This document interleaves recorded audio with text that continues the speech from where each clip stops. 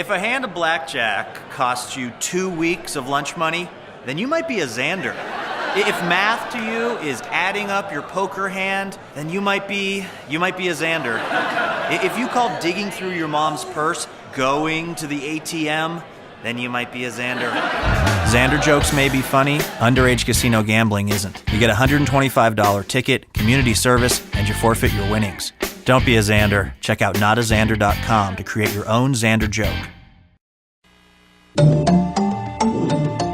Hello, my name is Xander, and I used to be an underage gambler. Started gambling when I was about 16 years old, thereabouts, with my friends at the kitchen table. We'd play with dimes, nickels, quarters. We'd play any game we could think of. They ran the gamut. As time went on, we realized that there were tribal casinos in the area, and we started sneaking in. Consequences and a new campaign target underage gamblers. King 5's Tricia Manning-Smith reports on how the state hopes new tactics and tools produce a win for everyone. Well, it's good to see you relax. Yet professional dealer Alonzo Clemens is always vigilant. He faces fines and penalties if he deals to underage gamblers. We're primed and ready and looking for them. His employer, Great American Casino in Tacoma, mandates classes for dealers. Management also aggressively tests its own employees. We try to sneak a minor in. Intentionally investigating whether dealers will check IDs at the table. This after an employee got busted a couple of years ago. We said, well, this is serious and we need to shore up, our way of doing business. Previously, only businesses faced fines or penalties. Now the underage gamblers themselves are also held accountable. It has a $125 fine as well as court costs and community service. And a new spokesperson of sorts is helping to get that message out. Xander is the typical underage gambler, so he is he's 17 or under. Xander is a fictional character who helped attract millions of people to a new problem gambling campaign on Facebook. But there's only so much laws, campaigns, or casinos can do, especially when many underage gamblers begin right in their own homes. You don't want to give me chips, huh? You don't want to give me... Dan Myers previously shared how his gambling hobby grew to an addiction. He'd sneak into a casino and spend 8 hours a day there. I'd say it's equally as bad as alcohol or any other drug. Counselors say the key is to change attitudes towards illegal gambling, educate parents that their kids are susceptible. Problem gambling is a health issue. It's an addictive disorder. And educate teens that there's more at stake than a short-term payoff. In Tacoma, Tricia Manning-Smith, King 5 News.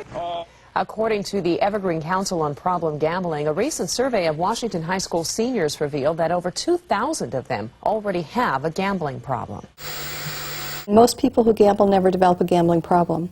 What happens, though, is that there is a small percentage of the population that is susceptible to gambling addiction. And that's really what we're talking about, and it can be quite devastating. Heather, you have another perspective on this, which is equally as important.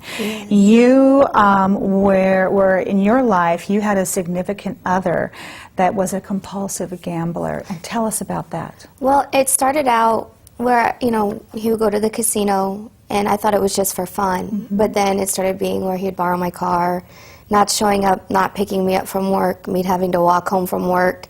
And then it got progressively worse from there, having, blowing his money, and then me having to pick up the deficit for rent or utilities. And then it started having to be, okay, can't pay this bill this time, then I gotta pick and choose. And, we lost a couple of different apartments because of it.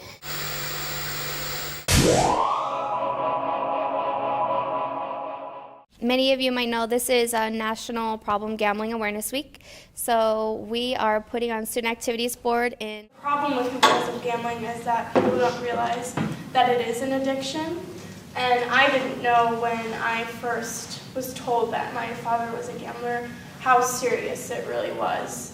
I didn't realize it until our home was foreclosed, our cars were taken, and I found out that he stole thousands and thousands of dollars from my family members, from his workplace, just from everywhere. And I had to go through high school kind of going from having well-off parents to almost being homeless and barely finding another home. We understand alcoholics, we understand drug addicts, but we don't understand compulsive gamblers. Now kids that are sneaking into casinos, they can get charged with a civil infraction.